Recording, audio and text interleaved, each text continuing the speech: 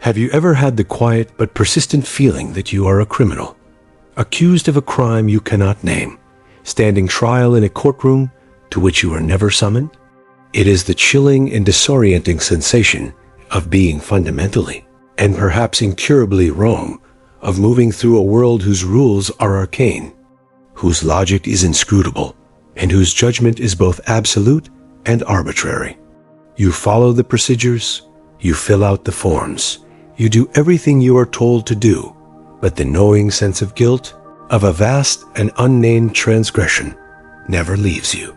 You are a stranger in your own life, a defendant in your own story, a man lost in a bureaucratic and metaphysical labyrinth from which there is no escape.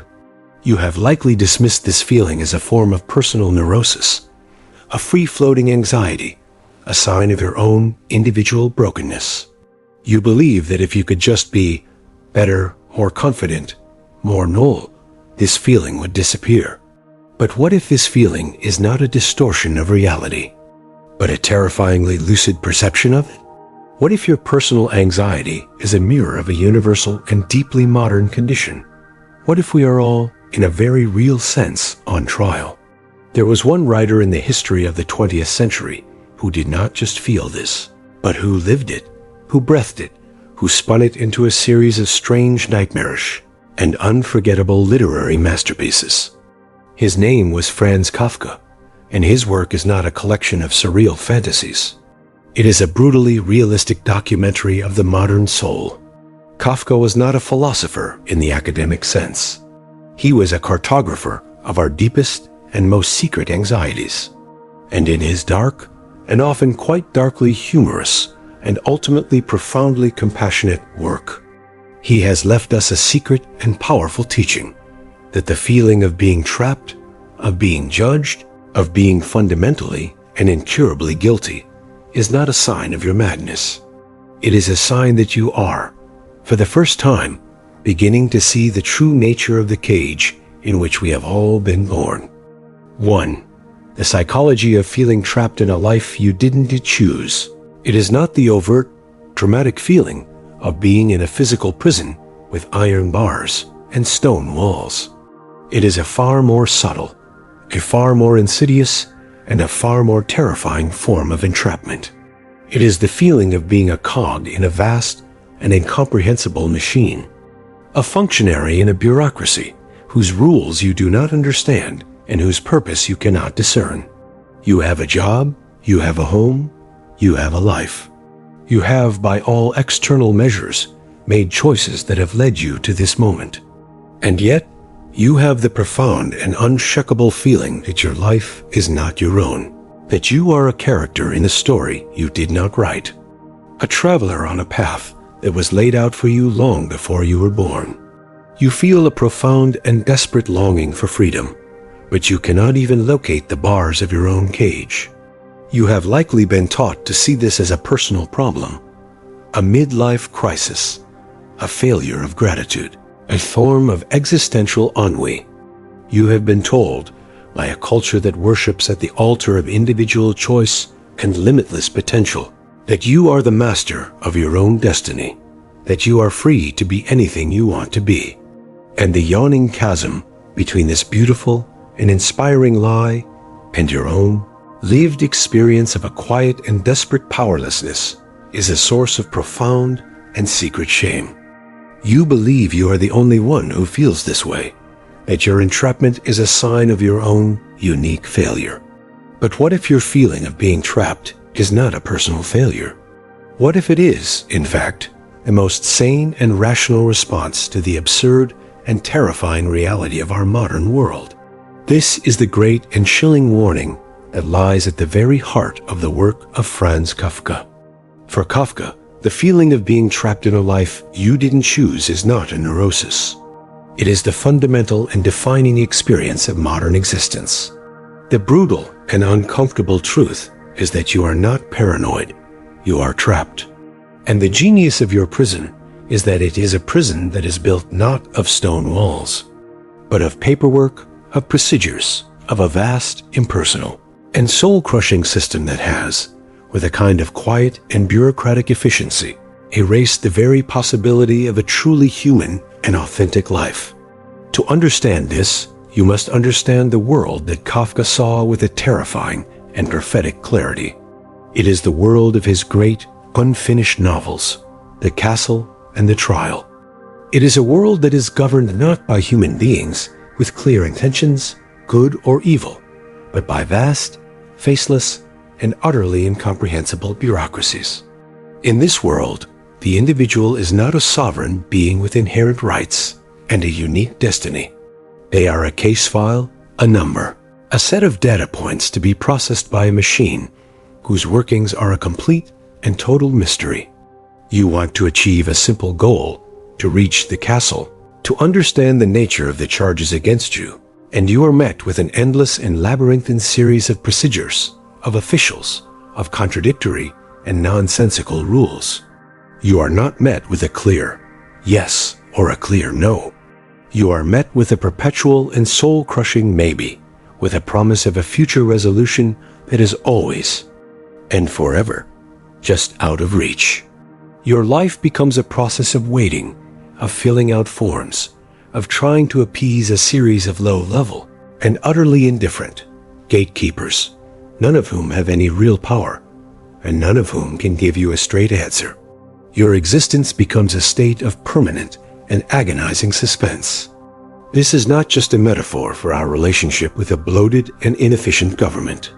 It is a metaphor for our relationship with everything in the modern world. It is the experience of the employee in the vast, multinational corporation, whose fate is determined by a series of unknown executives in a distant boardroom, and by a set of Byzantine policies that seem to have been written by a madman. It is the experience of the citizen in the modern state, whose life is governed by a million intricate and often quite absurd laws and regulations that no single human being can possibly comprehend. It is the experience of the individual in the digital age, whose very thoughts and desires are being subtly and invisibly shaped by a series of algorithms whose logic is a complete and total secret, a proprietary black box that is shaping your very soul. In this world, your own personal will becomes a pathetic and irrelevant thing. You are not the author of your own life. You are a petitioner, a supplicant, a tiny and powerless figure, standing before a vast, impersonal, and utterly and completely indifferent system.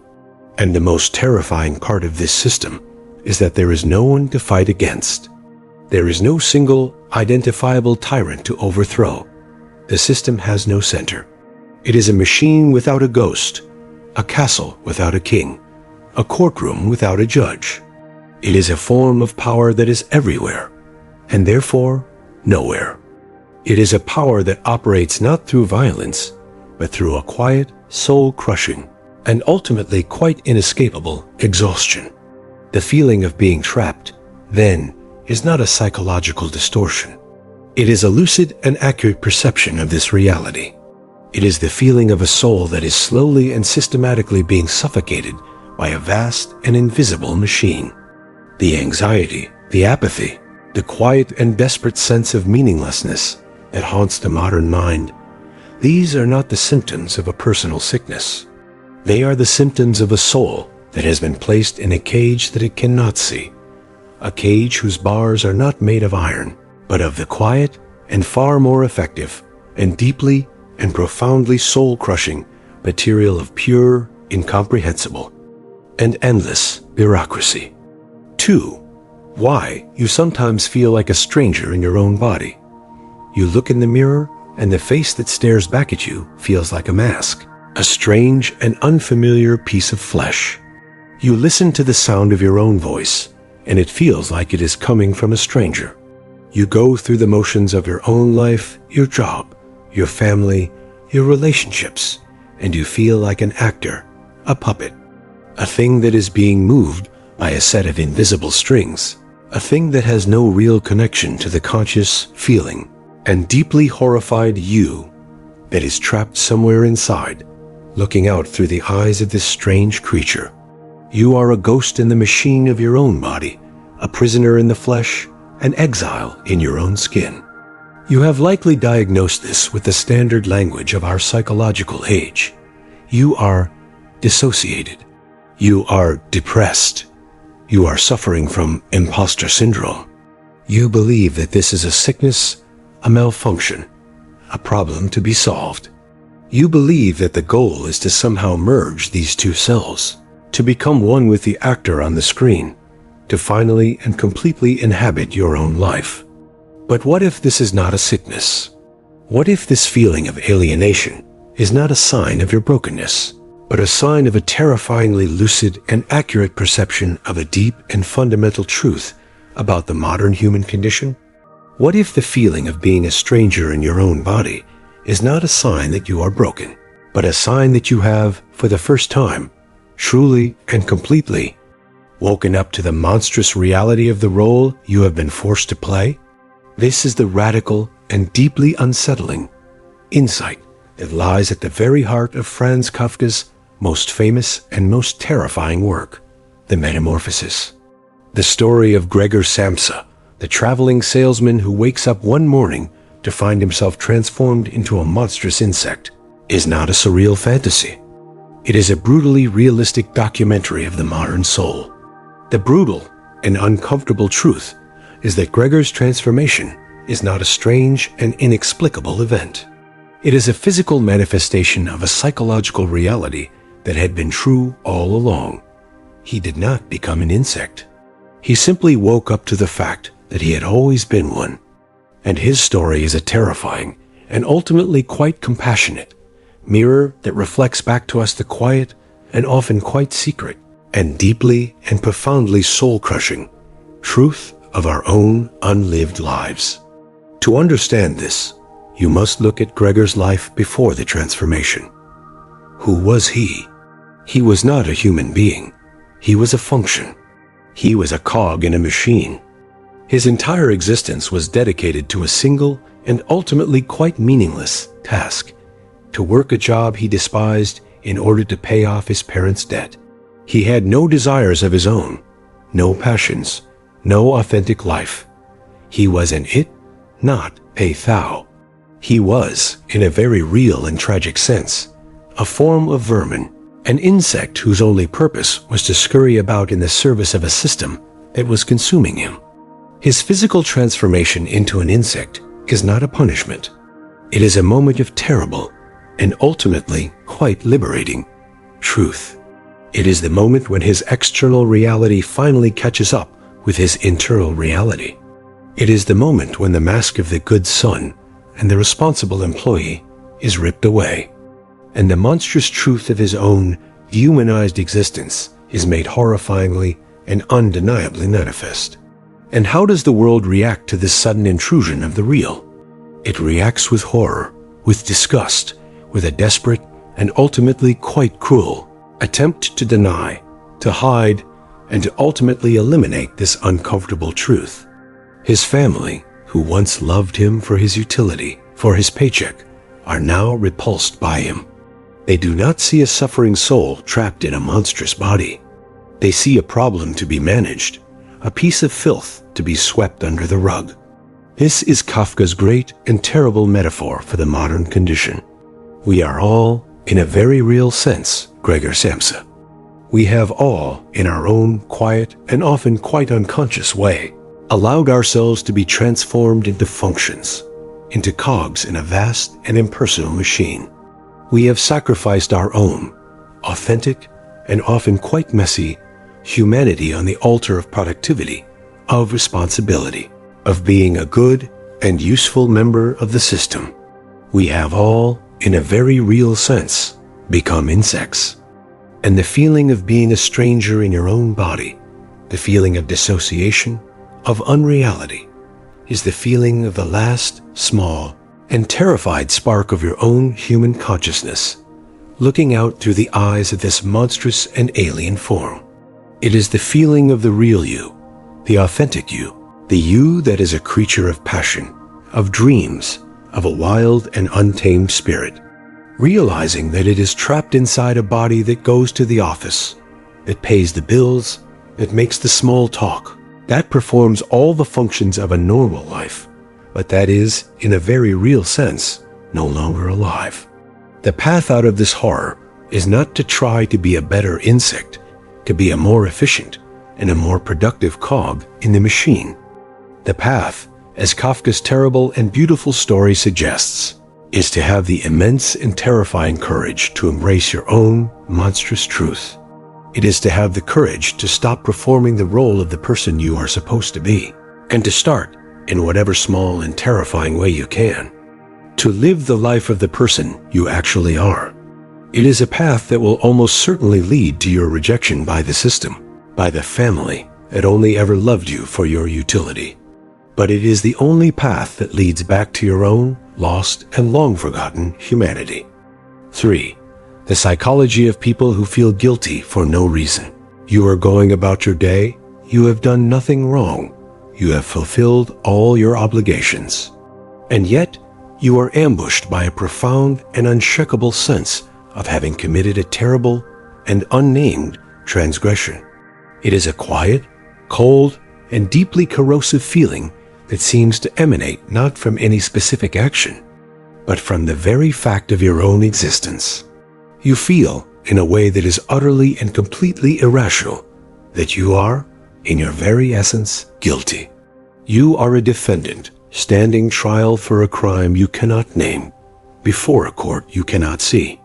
You have likely been taught to see this as a personal problem, a form of neurosis, a guilt complex. You have tried to reason your way out of it, to remind yourself of all the good things you have done, to find the source of this strange and baseless feeling. But it remains. It is a constant and unwelcome companion, a quiet, humming background noise to your entire life, a silent and invisible judge who is always and forever finding you wanting. But what if this is not a personal pathology? What if this feeling of a nameless and all-pervasive guilt is not a sign that you are broken, but a sign that you are, for the first time, beginning to see the true nature of the world in which you live? This is the radical and deeply terrifying insight that lies at the very heart of Franz Kafka's great, unfinished masterpiece, The Trial. The story of Joseph K., the bank clerk who is arrested one morning for a crime that is never revealed to him, is not a surreal fantasy. It is a brutally realistic documentary of the modern soul. The brutal and uncomfortable truth is that your feeling of being guilty for no reason is not a sign of your madness. It is a sign of your sanity. It is a lucid and accurate perception of a world in which the very condition of being an individual has become a form of crime. To understand this, you must understand the strange and terrifying logic of Kafka's universe.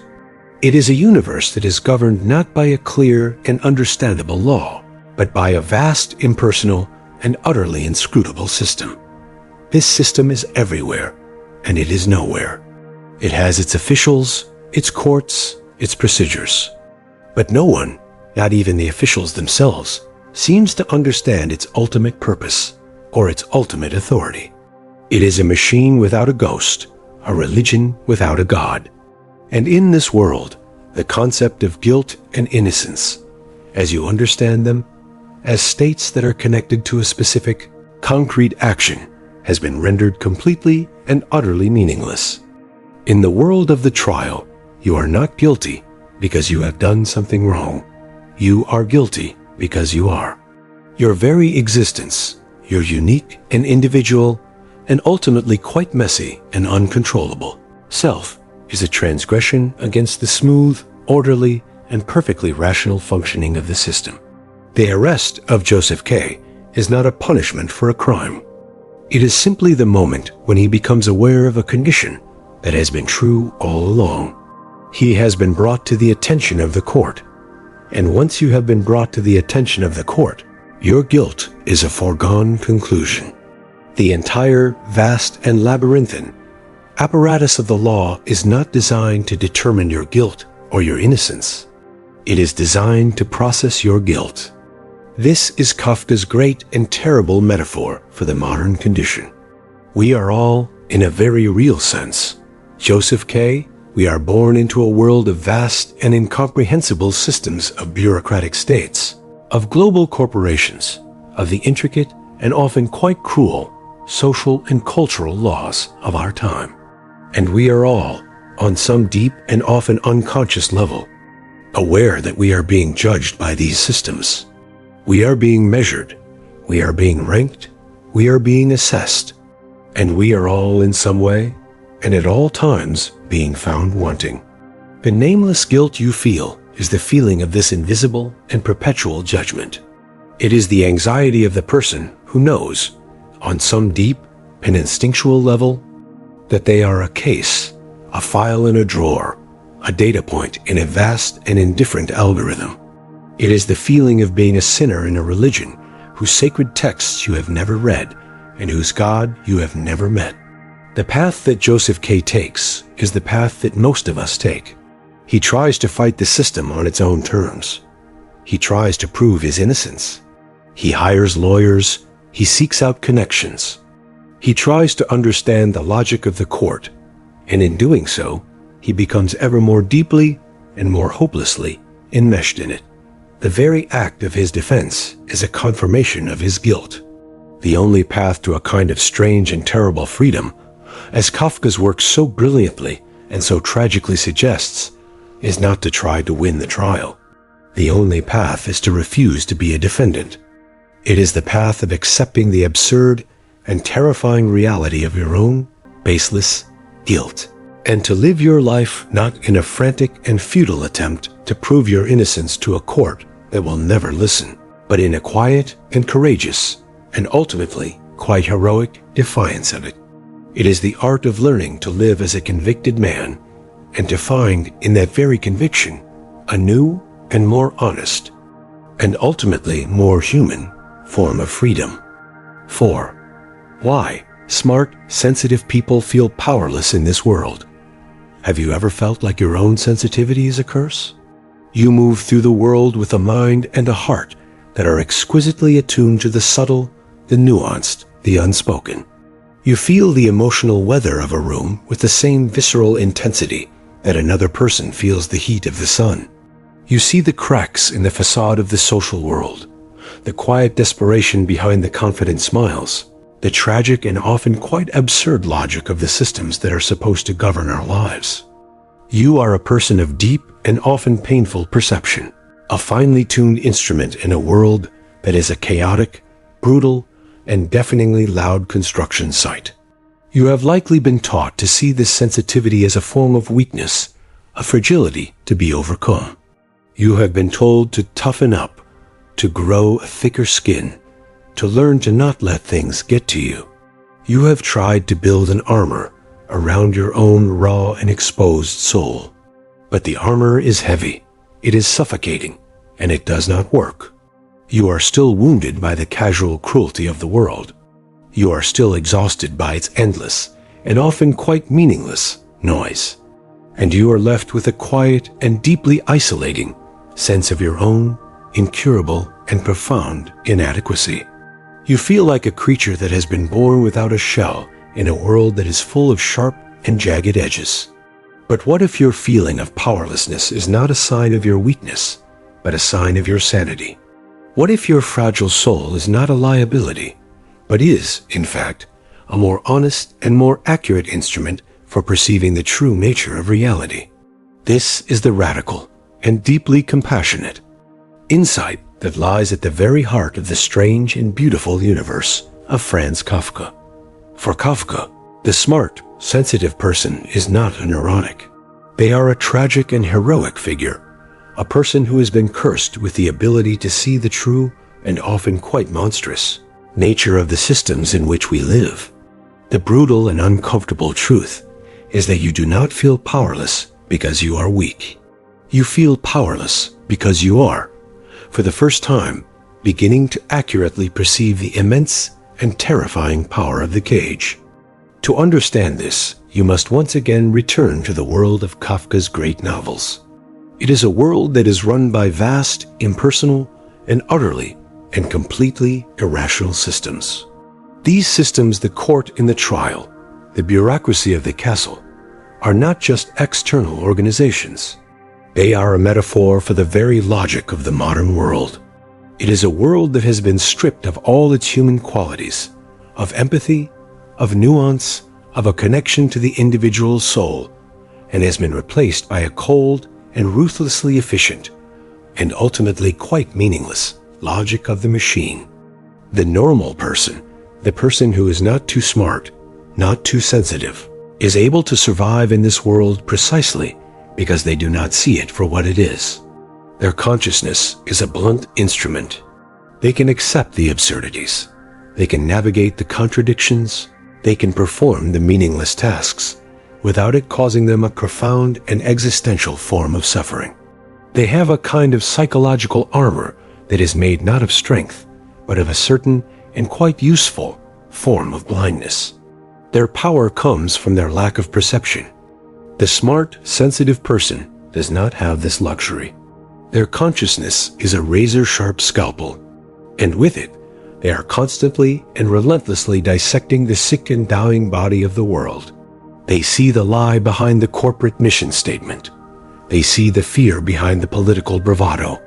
They see the profound and tragic absurdity of a life spent in the service of a machine that does not know and does not care that you exist.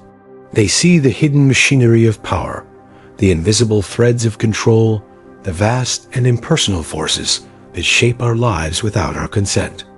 This clarity does not give them power. In the Kafkaesque world, it is the very source of their powerlessness. To see the true nature of the system is to be paralyzed by it. For you cannot fight a machine that has no center.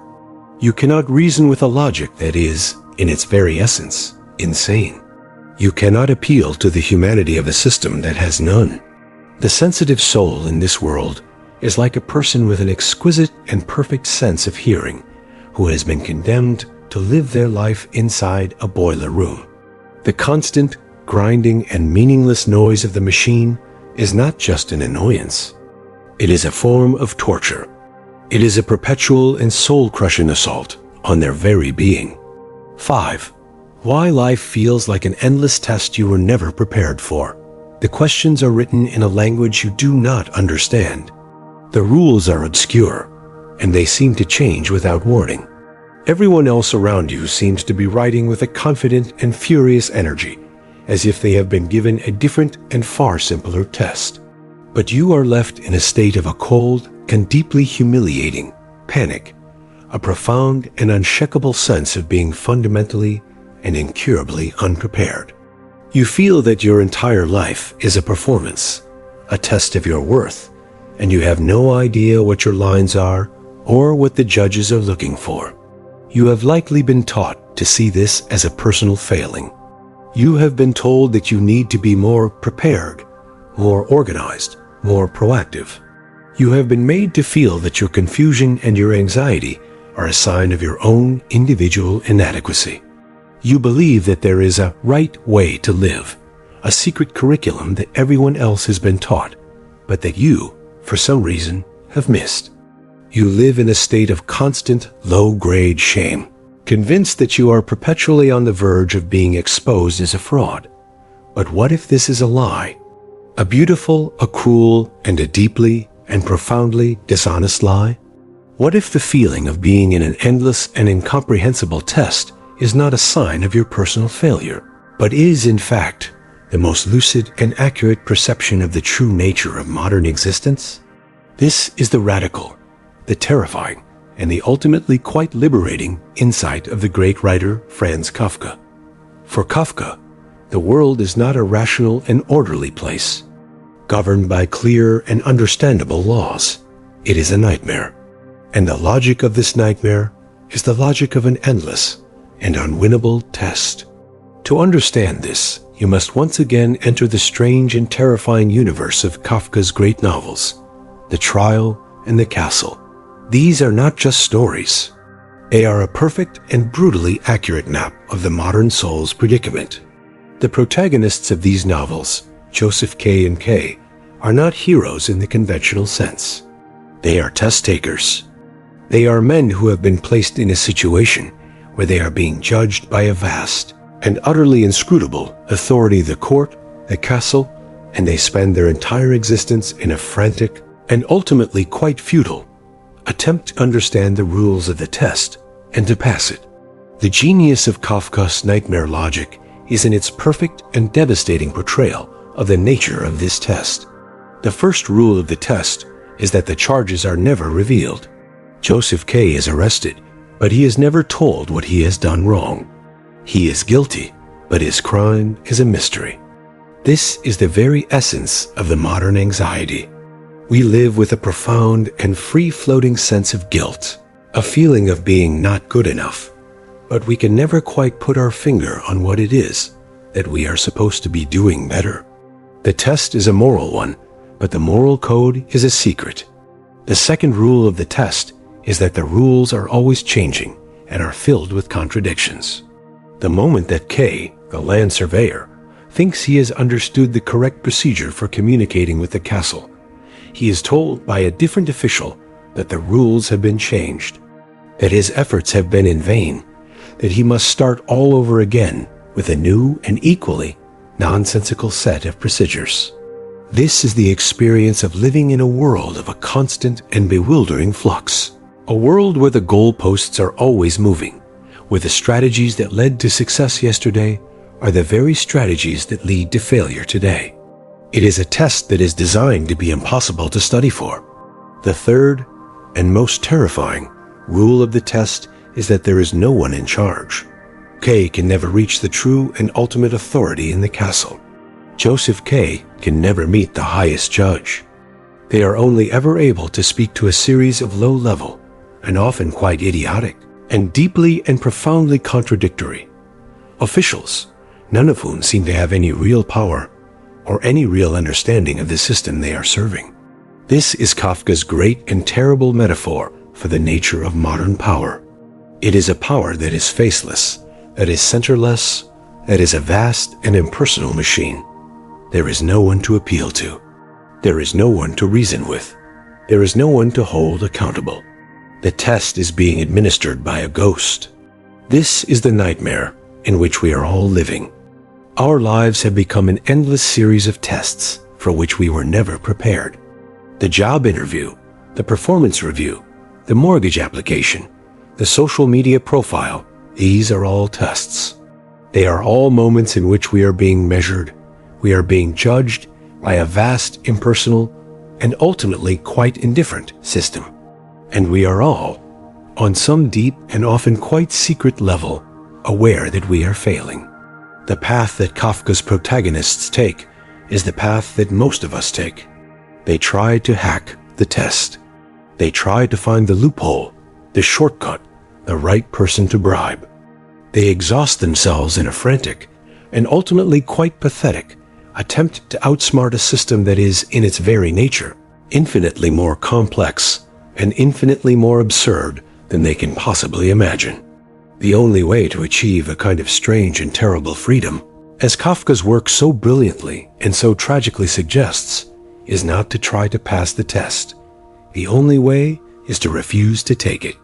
It is the path of accepting the absurd and terrifying reality of your own unpreparedness, and to live your life not in a frantic and futile attempt to please the invisible judges, but in a quiet and courageous, and ultimately quite heroic defiance of their entire, meaningless and soul-crushing game. It is the art of learning to live as a failure, and to find, in that very failure, a new and more honest, and ultimately more human form of success. 6. The psychology of feeling watched, judged, or not good enough. Have you ever felt it? That cold, penetrating sensation that someone is always observing you, silently scrutinizing your every move, and somehow finding you wanting.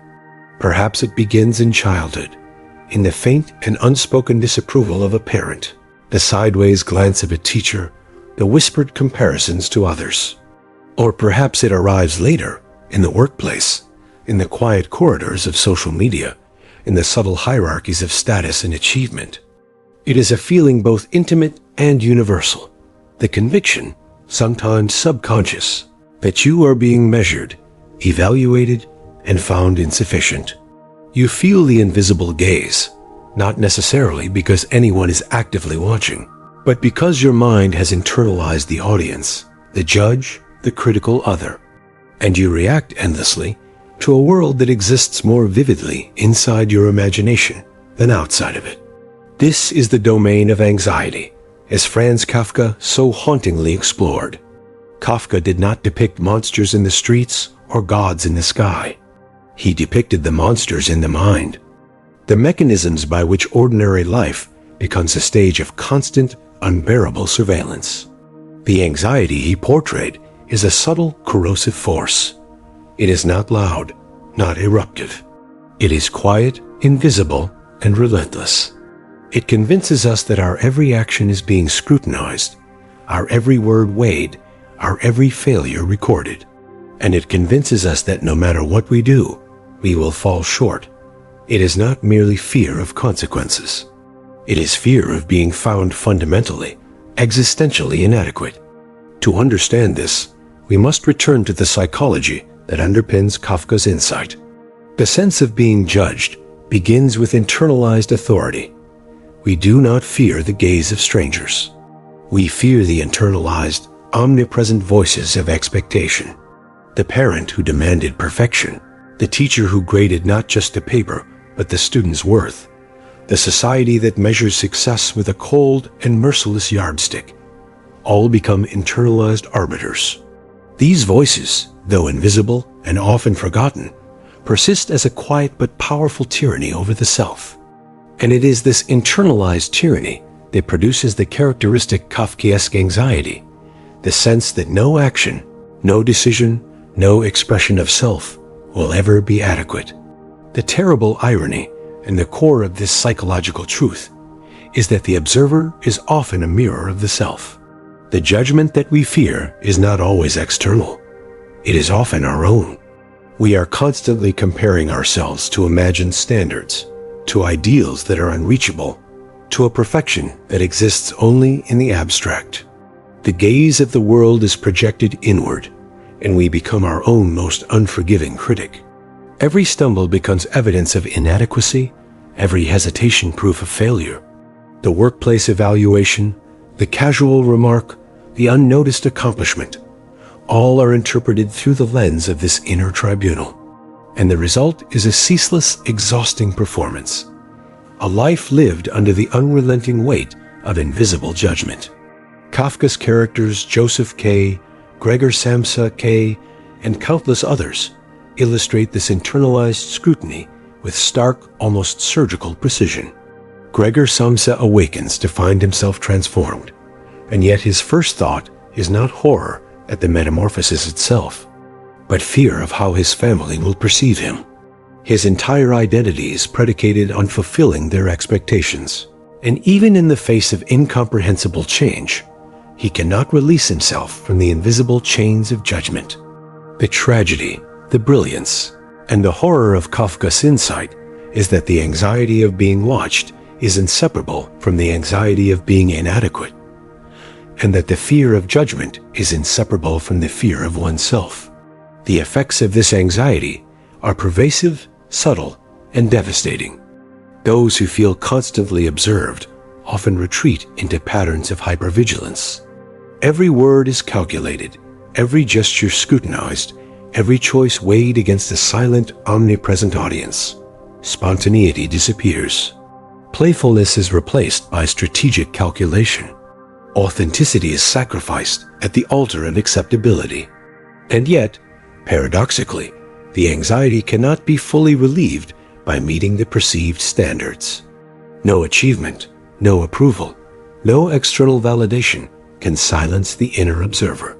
The anxiety is self-perpetuating, an endless cycle of expectation and self-criticism that no applause can ever dispel. Consider the modern manifestation of this anxiety, the age of constant surveillance, social media, and performative existence. Each post, each photo, each carefully curated snippet of life is both a declaration and a test. Likes, comments, and shares act as arbitrary and capricious judgments, reinforcing the internalized voice of critique.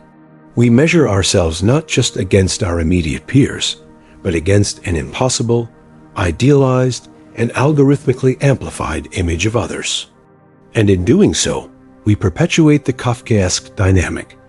We are watched, we are judged, we are never enough. The anxiety is not alleviated by attention. It is intensified by it. The gaze, whether imagined or real, becomes the mechanism by which the self is disciplined, constrained, and perpetually unsettled. Yet beneath the despair of this insight lies the kernel of radical understanding. To recognize the mechanisms of internalized judgment is not to despair, but to liberate oneself from them. Kafka's work, while suffused with anxiety, illuminates the machinery of the mind. The first step toward freedom is the recognition that the gaze is not external, or at least not wholly so. The critical observer exists in our own minds, shaped by society, family, and culture, and projected outward as an omnipresent force. The anxiety is not proof of inadequacy. It is proof of internalized authority. And if it is internalized, it can also be examined, understood, and ultimately altered. This does not mean that liberation is easy. The fear of judgment is a deeply ingrained, almost cellular phenomenon. It is intertwined with identity, survival, and belonging. To resist it requires the courage to act in the presence of imagined scrutiny, to speak, to move, to exist in a world where the gaze may be critical and the approval uncertain. It requires the audacity to claim that adequacy is not defined by the invisible tribunal, but by one's own reasoned and authentic self. It requires the cultivation of internal sovereignty, the ability to act and to think, not in the pursuit of approval, but in accordance with one's own understanding of truth and integrity. The practical implication of this insight is profound. Those who learn to recognize and confront their internalized gaze begin to reclaim their lives. They stop measuring every action against an imagined audience. They stop allowing fear of judgment to dictate their choices. They begin to inhabit their own bodies and minds fully, without apology, without pretense. This does not eliminate discomfort, embarrassment, or the occasional failure. It does, however, recalibrate the relationship with anxiety. Anxiety becomes a guide rather than a jailer, a signal of meaningful stakes rather than evidence of inadequacy. Kafka's genius lies in his ability to portray this universal internalized struggle with unflinching clarity. He does not offer facile solutions or comforting reassurances. He presents the human condition as it is, a terrain of observation, judgment, and self-doubt, in which freedom is hard-won and rarely recognized. To read Kafka is to confront the mechanisms of one's own mind, to see the invisible watchers, and to acknowledge the profound human impulse to judge and to be judged. And in this confrontation lies the beginning of emancipation, the recognition that the gaze, though powerful, is neither absolute nor unchangeable, and that the self, though anxious, remains sovereign at its core. To live with this understanding is to embrace the paradox of existence, that one can feel watched, judged, and inadequate, and still act authentically, still create, still move through life with purpose and intentionality. It is the recognition that anxiety is not a condemnation, but a signal, that the inner tribunal is not infallible, that one's worth is not determined by imagined observers, but by the courage to inhabit one's own life fully, without apology. And it is this recognition, this confrontation with the invisible, that transforms Kafkaesque dread from a source of paralysis into a tool of liberation. The psychology of feeling watched, judged, or not good enough is, at its core, the psychology of the human mind confronting its own mirrors. Kafka's insight reveals the machinery of anxiety, the internalized authorities that shape our lives, and the subtle tyranny of imagined judgment. Yet it also reveals the possibility of emancipation, the potential to reclaim one's mind, to act despite fear, and to recognize that the gaze, however omnipresent, does not define one's existence. To live in the shadow of the observer is inevitable. To be defined by it is optional. And it is in claiming that option, in the quiet and radical assertion of one's own authority, that the first flicker of freedom is born. 7. Why you hide parts of yourself even from those you love. Have you ever felt it? That subtle, persistent urge to conceal, to mask, to perform a version of yourself that is safe, acceptable, and comprehensible to others? Perhaps it begins in childhood, when the contours of your identity first collided with the unspoken rules of family, culture, and society. Perhaps it lingers in adulthood, in relationships, friendships, or even the intimate embrace of a partner.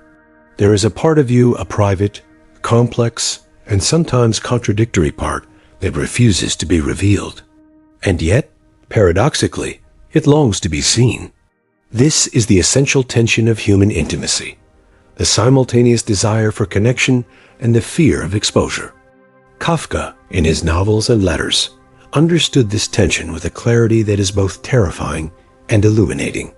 He recognized that the deepest suffering of human existence is not always in being alone, but in being partially unseen, misunderstood, or misrepresented, even in the presence of those who profess love.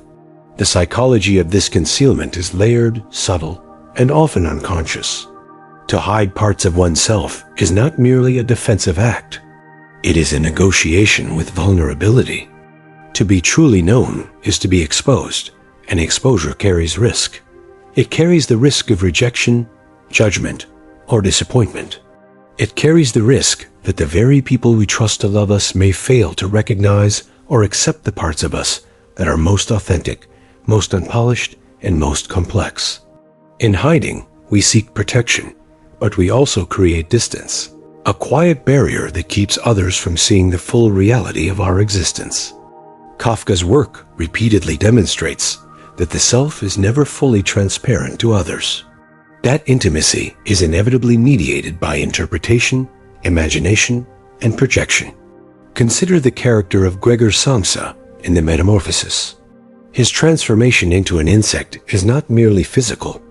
It is deeply symbolic of the parts of the self that must remain hidden, even from the family he loves. Gregor's desires, his thoughts, his internal struggles, these were already partially concealed within the humdrum routines of his life. The Metamorphosis amplifies this concealment, rendering visible the alienation that already existed beneath the surface. Kafka's insight is that human relationships are rarely built on full revelation.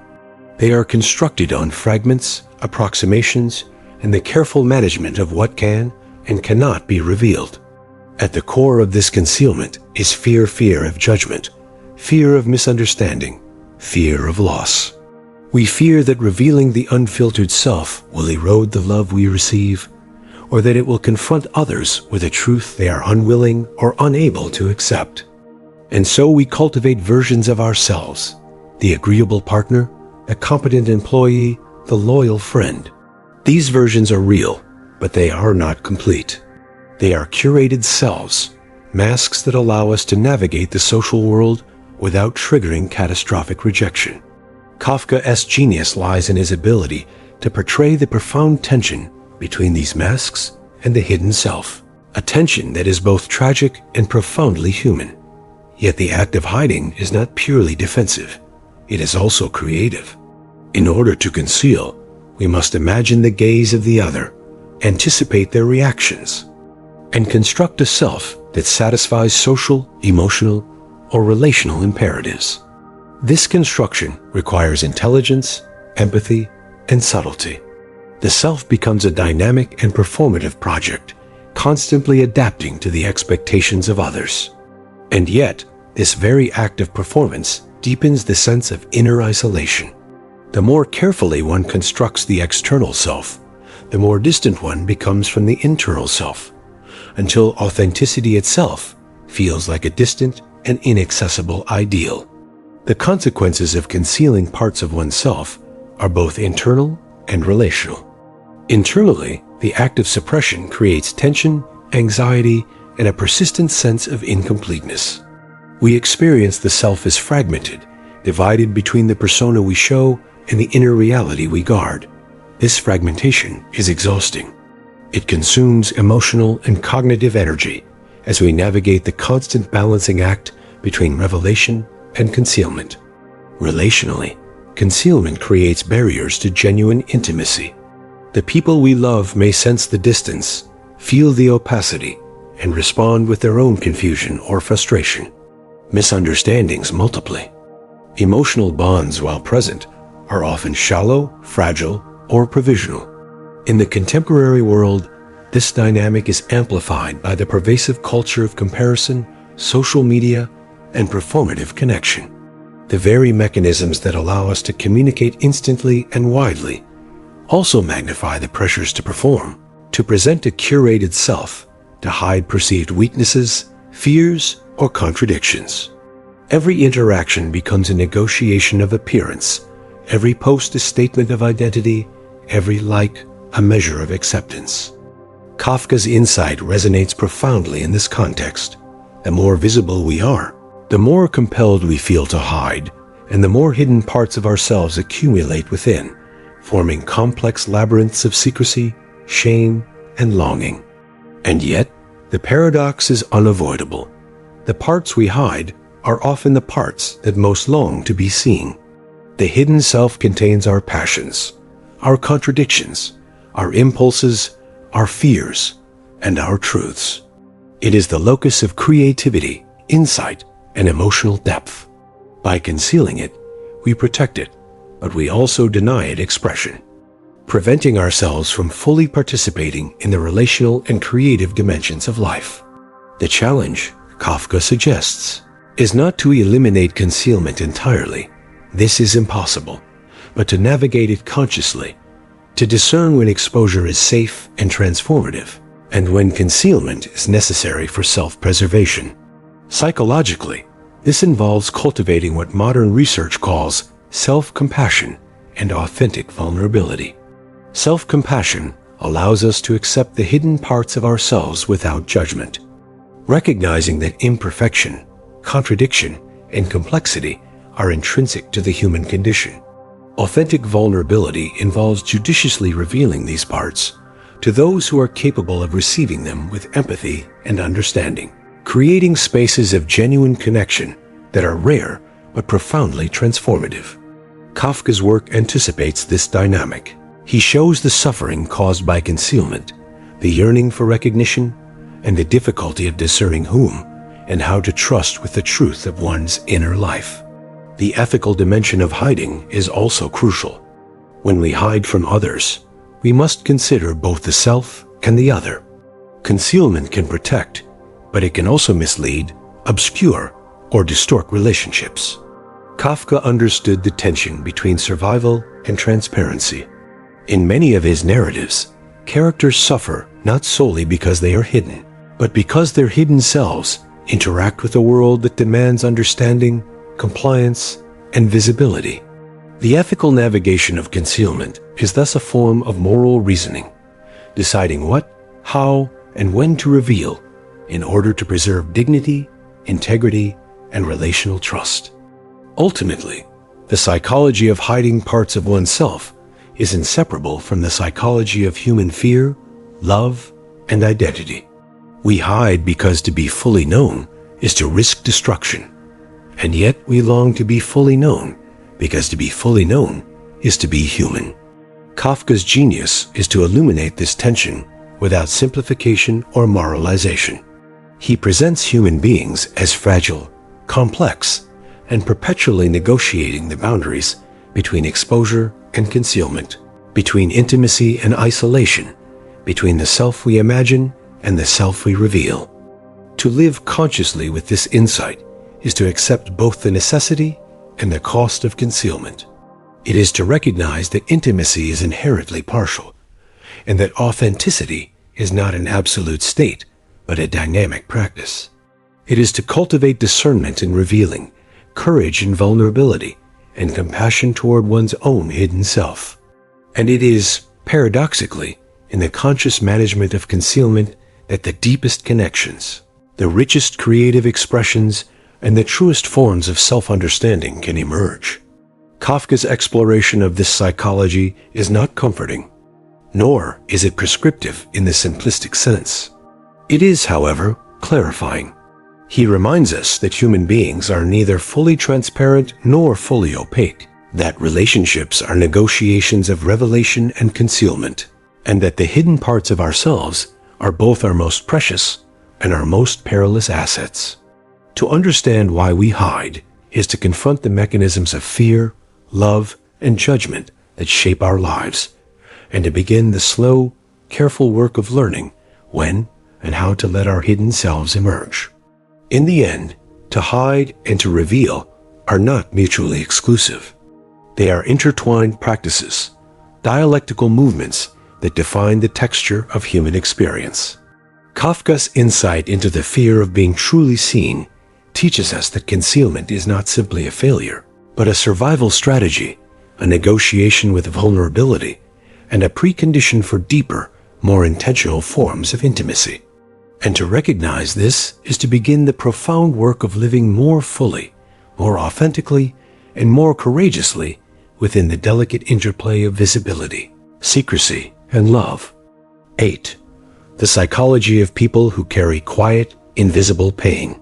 Have you ever noticed how some people move through the world with a kind of quiet heaviness, an invisible burden that shapes their every interaction, yet remains unseen by nearly everyone around them? Their laughter may be light, their words articulate, and their gestures polite and measured, but beneath the surface lies a persistent, unspoken suffering. It is the kind of pain that does not announce itself, that does not demand attention, yet governs thoughts, decisions, and even the capacity to connect with others. Kafka, in his writing, understood this internal world with uncanny precision. He perceived the subtle mechanisms through which humans internalize suffering, how this suffering becomes a silent companion, and how it shapes the very essence of their being. At the core of this psychology is the paradox of visibility and invisibility. People who carry invisible pain are acutely aware of their suffering, yet they perceive or fear that no one else truly sees it. To show their inner pain is risky. It exposes vulnerability, invites misunderstanding, and threatens the social facades that keep life functional. And so, the pain becomes internalized, compartmentalized, and paradoxically normalized. It is lived as a quiet, enduring companion rather than an acute crisis demanding intervention. Kafka's characters exemplify this dynamic, individuals whose suffering is real, complex, and deeply human, yet often overlooked or dismissed by the world around them. One of the central mechanisms behind this silent suffering is emotional isolation. To feel pain deeply, yet remain unseen, is to live in a kind of inner exile. The internalization of pain is often driven by the belief that others cannot or will not understand. Perhaps early in life, attempts at expression were met with dismissal, ridicule, or neglect. Perhaps society, with its incessant demands for composure, productivity, and social performance, teaches that suffering should be hidden, endured silently, or masked with superficial cheer. Over time, this leads to a profound sense of estrangement, not only from others, but from oneself. The sufferer becomes a witness to their own pain, separated from it by layers of self-protective concealment, yet never fully free from its weight. This hidden pain often takes subtle, insidious forms. It is not always marked by dramatic despair or overt trauma. It can be the quiet anxiety that follows every social interaction, the low-level sadness that colors moments of solitude, the persistent self-doubt that undermines confidence. It shapes how people perceive themselves and the world, influencing decisions, shaping habits, and affecting the capacity for joy. To the outside observer, life may appear functional, even successful, yet internally, the individual wrestles with a reality that is deeply at odds with external appearances. Kafka's narratives, from the trial to the castle, often depict characters navigating bureaucracies, relationships, and social structures that amplify this inner suffering, creating a world in which pain is both deeply personal and inescapably relational. Another dimension of invisible pain is the burden of unprocessed experiences. Trauma, loss, and disappointment do not always manifest as overt crises. Often, they are internalized, woven into the fabric of daily life as recurring anxieties, somatic tension, or existential unease. Kafka's insight is that the human mind has an extraordinary capacity to carry such burdens silently. Yet these burdens shape cognition, behavior, and emotional responses in profound ways. The sufferer may feel an underlying tension without a clear cause, a sense that life is slightly askew, a persistent disquiet that defies explanation. This is the psychology of subtle suffering, pain that is both omnipresent and elusive, shaping the individual without necessarily drawing attention from others. Social dynamics further complicate the experience of hidden suffering. Individuals carrying invisible pain often adopt strategies to navigate the world safely. They may become perfectionistic, seeking to control external appearances to compensate for inner chaos. They may avoid deep intimacy, fearing that full exposure will lead to rejection or disappointment. They may cultivate humor, charm, or competence as shields, performing emotional competence even as they wrestle privately with despair. Kafka's work captures this interplay beautifully. The tension between the performative self and the inner reality, the constant negotiation between self-preservation and the desire for connection. Yet silent suffering is not merely a deficit or pathology. It is also a form of heightened sensitivity, an attunement to the nuances of human experience. Those who carry invisible pain often perceive subtleties that others miss. The unspoken emotion in a conversation, the quiet distress behind a casual remark, the fragility underlying social interactions. Kafka's characters often display this heightened awareness. They sense the absurdities, contradictions, and injustices of the world more acutely precisely because they are intimately familiar with suffering. In this sense, invisible pain can confer both insight and empathy, allowing individuals to navigate the moral and emotional complexities of human life with a profound depth of understanding. The challenge, however, is balance. When silent suffering dominates life without expression or processing, it becomes corrosive. It erodes joy, intimacy, and a sense of agency. Kafka's psychological insight is that the act of carrying pain silently is double-edged. It preserves the self from external judgment, yet it magnifies internal conflict. The suffering becomes a private law, governing thought and behavior, yet immune to negotiation or relief. The solution is not simple. There is no single act that dissolves invisible pain. Instead, the path toward relief lies in conscious acknowledgement, careful expression, and the cultivation of relationships and practices that allow for authentic processing of inner experiences. Modern psychology supports this insight. Research on trauma, depression, and chronic stress demonstrates that unexpressed emotional pain often manifests in both mental and physical health challenges, from anxiety and depression to somatic symptoms like chronic pain or fatigue. Conversely, practices that facilitate safe expression, such as therapy, journaling, meditation, and authentic relational connection, can reduce the intensity of suffering and improve overall well-being. Kafka's literature anticipates this understanding, highlighting the necessity of both internal reflection and external validation. The importance of finding spaces where pain can be acknowledged without fear, and the transformative power of witnessing. Silent suffering also intersects with existential concerns. Kafka often portrays pain as arising not merely from specific events, but from the human condition itself. The sense of being finite, vulnerable, and perpetually confronted with uncertainty. In the trial, for instance, the protagonist's anguish is magnified by the opaque and arbitrary forces surrounding him, reflecting the existential dimension of suffering that cannot be fully rationalized or controlled. Invisible pain, in this context, is both personal and universal. It emerges from the collision between the finite self and the immense, often incomprehensible demands of life. The psychology of such suffering requires both endurance and insight. endurance to live with what cannot be changed, and insight to discern meaning, purpose, or patterns in the midst of the struggle. In practice, those who carry quiet pain may benefit from cultivating awareness of their inner lives, developing compassionate self-reflection, and seeking relational contexts that honor authenticity.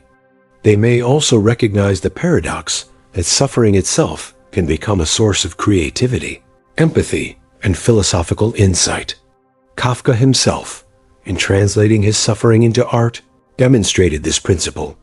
Pain, when consciously engaged and reflected upon, becomes a vehicle for insight, expression, and connection. Ultimately, the psychology of invisible pain is an invitation to embrace complexity. It challenges the simplistic notion that suffering must always be visible to be real, or that a functional exterior implies the absence of inner struggle. Kafka's work teaches that human life is a continuous negotiation between hidden suffering and visible action, between private despair and social engagement, between the ineffable depths of experience and the mediated expressions available to the world.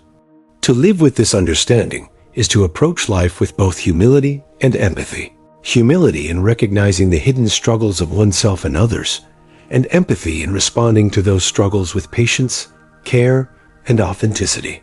Silent suffering is not a flaw. It is part of the human condition. To acknowledge it is to begin a deeper, more honest engagement with oneself and with others.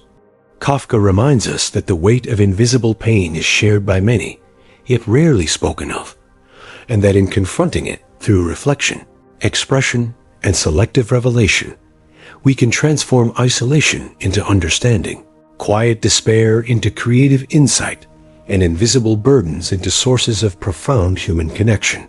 In the end, the psychology of carrying quiet, invisible pain is a study in paradox. The suffering that isolates us also connects us. The pain that confines us also sharpens us. And the hidden burdens we carry can illuminate the deepest dimensions of what it means to be alive. To live with Kafka's insight is to live fully, with awareness of the unseen, respect for the invisible, and courage to navigate the delicate terrain of human suffering with honesty, empathy, and resilience. 9. Why you sometimes sabotage your own life. You may have called it procrastination, self-doubt, or bad luck. But what if the truth runs far deeper, far darker, and far more intimately human? What if the real reason you sabotage yourself is not a lack of willpower, talent, or intelligence, but a subtle, unacknowledged collision between the raw, unbridled drive of life itself and the fragile, anxious structures you have built to contain it? Kafka, in his quiet and unflinching way, saw this with piercing clarity. His protagonists are rarely lazy or stupid. They are, rather, profoundly alive, intensely aware, and capable of extraordinary insight. And yet, at every turn, they falter, stumble, and undo their own efforts. Joseph K., the young man arrested for a crime he never committed, and Gregor Samsa, transformed inexplicably into a grotesque insect, are not merely victims of external oppression. They are victims of the invisible, almost metaphysical self-sabotage that haunts every human being. To understand self-sabotage, we must first acknowledge an uncomfortable truth. Life presents us with challenges and opportunities that demand courage, clarity, and responsibility. But these qualities are deeply threatening.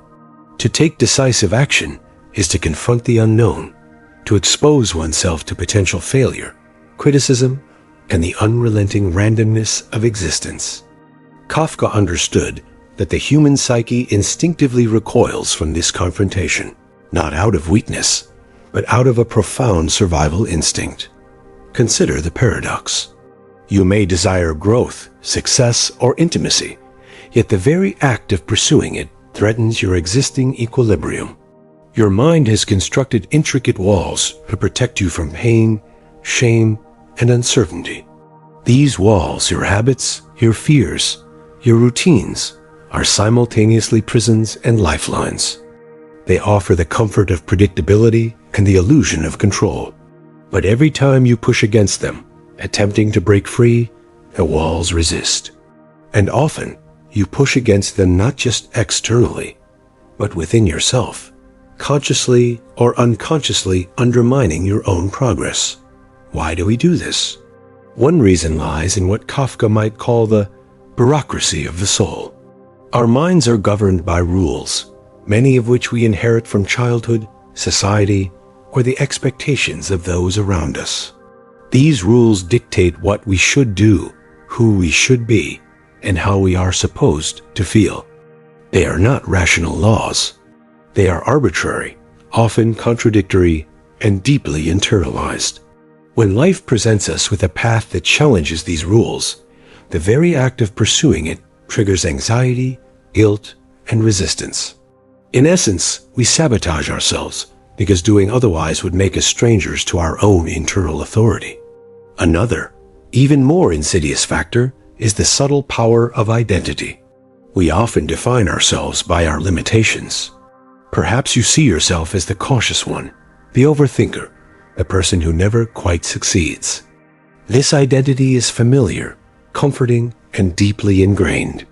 To succeed, to fully embrace your potential, is to betray this identity. It is to become a person you do not yet know, a person who exists outside the familiar story you have been telling yourself.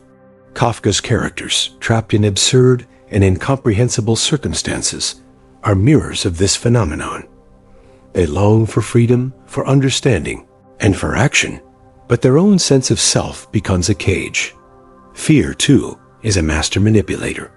It operates not only as a response to external danger, but as a quiet, almost invisible force within. The fear of judgment, the fear of failure, the fear of success, and the fear of change itself can create a feedback loop of self-sabotage. You hesitate, delay, or make choices that seem irrational precisely because the internal cost of action feels unbearable. Kafka's stories dramatize this in surreal, nightmarish ways. The threats are sometimes invisible. The rules arbitrary, yet the consequences are profoundly real. The internal and external worlds blur, leaving the individual paralyzed in a state of perpetual, self-inflicted suffering. Yet self-sabotage is not purely destructive. There is a strange, almost paradoxical wisdom in it. In retreating, delaying, or undermining oneself, the psyche is often attempting to negotiate the unbearable demands of life. It is an unconscious, desperate strategy for survival in a world that is in many ways incomprehensible. The risk of failure, of exposure, of disillusionment is immense. Self-sabotage allows the mind to manage this risk, to maintain a fragile equilibrium while still engaging, however imperfectly, with life. Kafka's characters do not simply fail, they endure. They navigate the impossible, often absurd, and yet they remain profoundly human. The recognition of self-sabotage also carries a subtle moral lesson. Understanding it requires honesty, courage, and radical self-reflection. To confront your own patterns of undermining behavior is to acknowledge the contradictions, fears, and unspoken desires that govern your life. It is to see the ways you may unconsciously choose misery over fulfillment, inertia over growth, or illusion over clarity. Kafka, through the lens of existential absurdity, teaches us that this is not a sign of weakness, but a fundamental aspect of the human condition. We are creatures of desire and fear, of longing and paralysis, of hope and defeat, all inextricably intertwined. Practical insight emerges from this understanding. The first step is awareness, noticing where, when, and how you undermine your own life. This requires patience and detachment, as well as a willingness to observe yourself without judgment. Kafka's lens reminds us that self-sabotage is often subtle, woven into the fabric of daily choices, habits, and thought patterns. It is rarely dramatic or overt. The small acts, the procrastination, the excuse, the hesitation, accumulate over time into significant obstacles. Next comes acceptance, recognizing that self-sabotage is not shameful but human. It is a mirror, reflecting the tension between desire and fear, aspiration and doubt.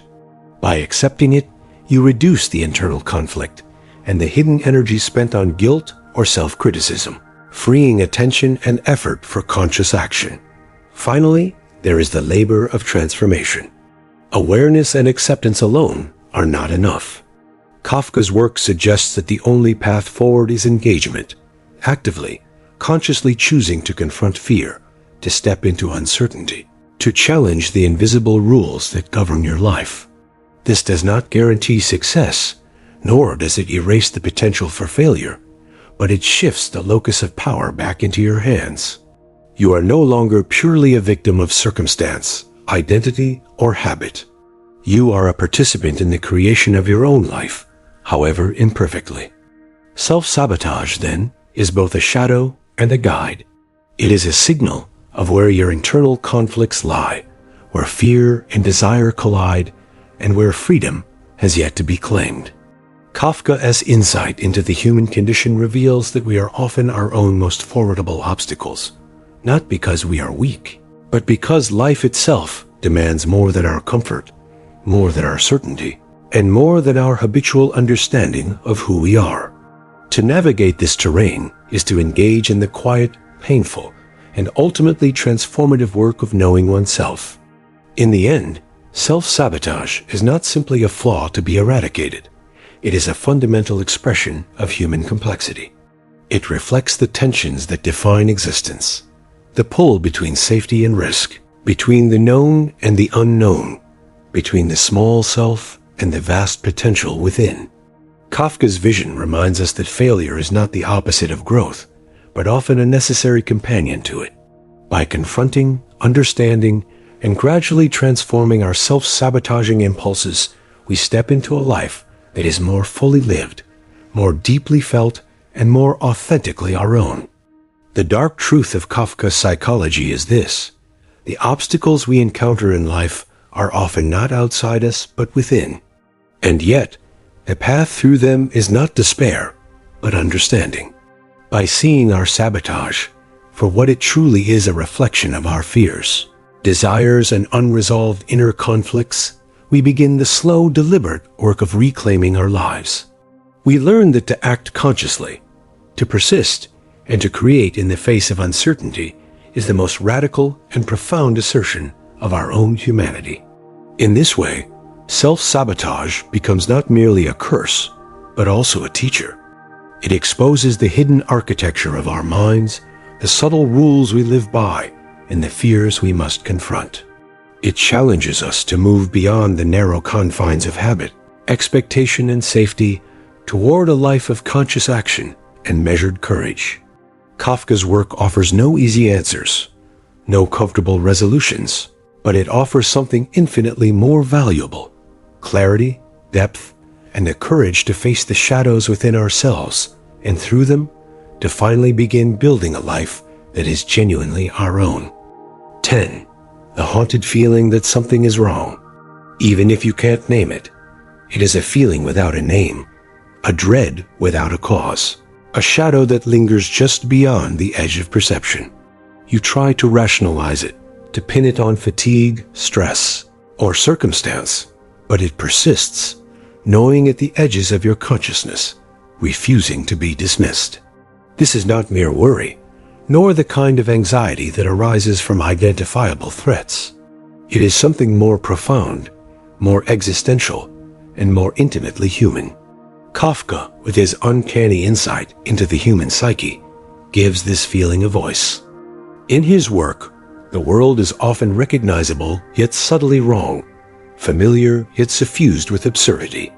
The ordinary becomes threatening, the mundane feels impenetrable, and the rules of life, social, moral, and logical, are at once clear and incomprehensible. His characters experience a tension that is deeply resonant for all who have felt the persistent hum of unease, a sense that life is not entirely intelligible, that the structures we rely upon are fragile, and that a hidden, inexorable force is always at work, shaping outcomes beyond our understanding. This sensation is not merely a literary device. It is a reflection of a fundamental aspect of the human condition. The mind is wired to detect patterns, to predict outcomes, and to make sense of chaos. Yet the world does not always comply. In the gaps between expectation and reality, in the dissonance between what we hope and what we encounter, lies a fertile ground for anxiety. Kafka's genius is in revealing this tension with unflinching clarity. The dread is not caused by identifiable danger. It arises from the very structure of consciousness, the perpetual awareness of uncertainty, the unavoidable recognition that control is always partial, fragile, and temporary. Consider the experience itself. It is subtle at first, a flicker of doubt as you enter a conversation, a fleeting suspicion as you review your day, a shadow at the edge of your happiness.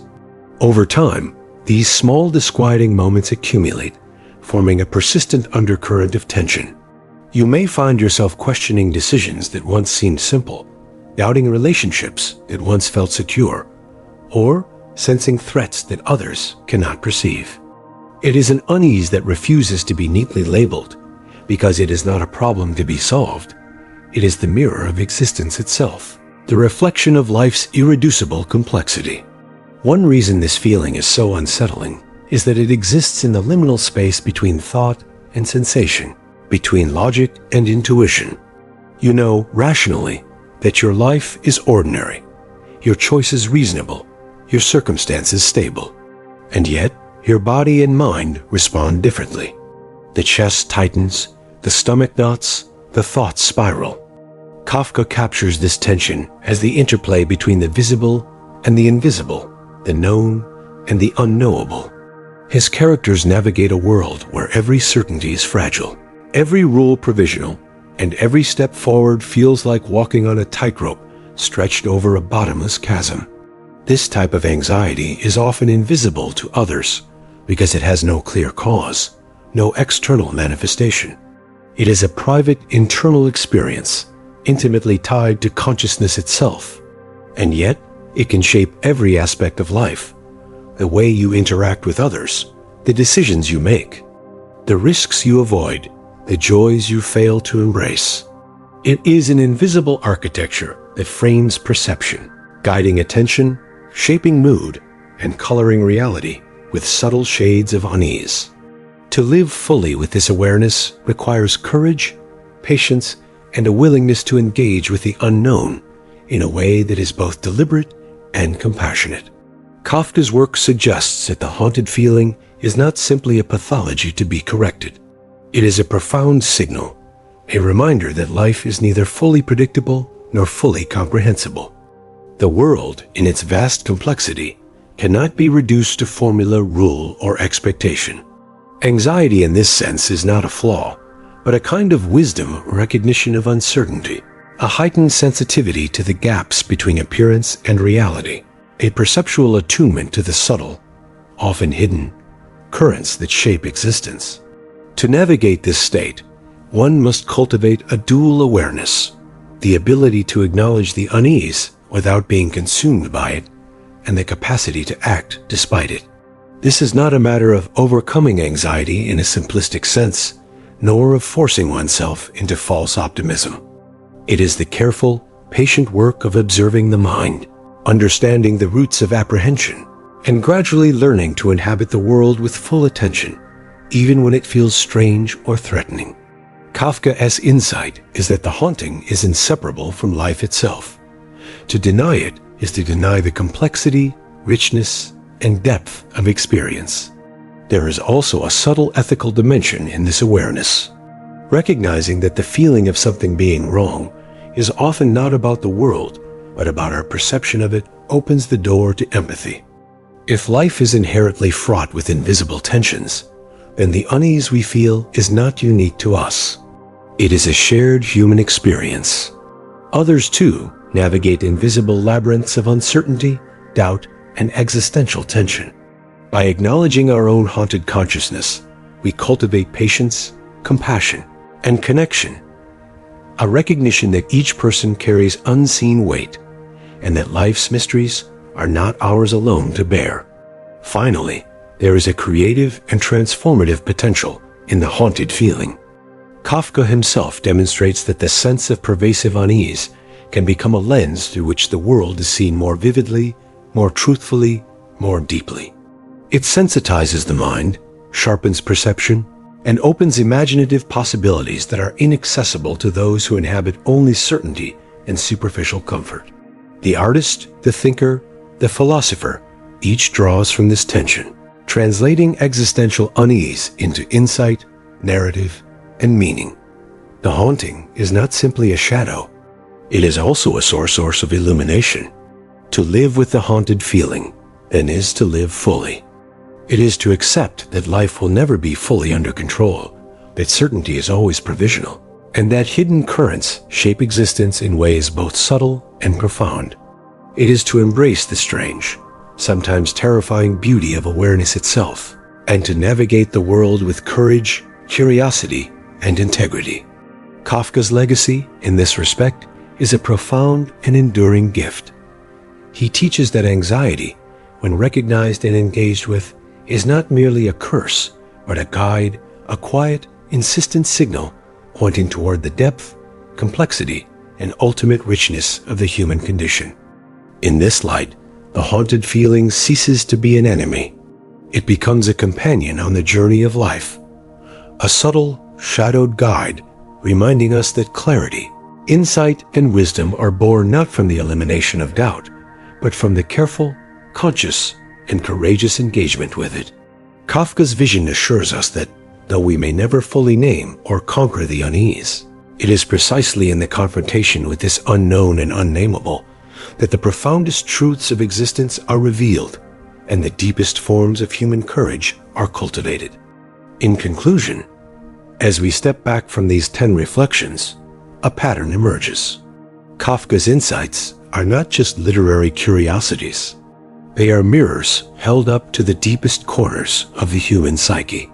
Each topic, from feeling trapped in a life you never chose, to the haunting sensation that something is profoundly wrong, reveals a single, uncomfortable truth. Our inner world is often stranger, darker, and more complex than the reality around us. We are creatures of contradiction. We fear our own power, yet crave recognition. We hide ourselves even from those we love, yet long to be fully seen. We carry invisible pain, yet we project a life of stability and control. In all of this, Kafka's genius lies in his relentless honesty. The human condition is filled with uncertainty, anxiety, and quiet suffering, and to confront it is to confront ourselves. But within this confrontation lies the possibility of liberation. By acknowledging our fears, our self-sabotage, and our silent anxieties, we begin to map the contours of our inner labyrinth. We learn that life's bureaucracy, social judgment, and unseen pressures are not just external forces. They are amplified reflections of our own internal struggles. Understanding this does not make the journey easier, but it makes it clearer. Clarity is, in itself, a form of freedom. Kafka does not promise comfort or neat resolutions. His gift is far more radical. He offers awareness. He teaches that the shadows we run from are often cast by our own minds, and that the path toward authenticity begins not with changing the world, but with understanding the world inside us. To engage with these truths is to embrace both fragility and power. It is to recognize that anxiety, alienation, and self-doubt are not signs of failure. They are the raw materials of consciousness. They are proof that we are alive, that we perceive, that we strive. And in this striving, in this grappling with the invisible chains, the hidden guilt, and the quiet, existential unease, we find the faint glimmer of freedom. The freedom to see ourselves honestly, to act consciously, and to live a life that is truly our own. In the end, Kafka's world is not a prison, it is a call. A call to stare into the darkness, to understand it, and to emerge with a mind more awake, a heart more aware, and a spirit more resilient. The lessons of these 10 topics are simple, yet profound. The human experience is complicated, painful, and often terrifying, but it is also endlessly rich, revealing, and if we have the courage to confront it, profoundly liberating.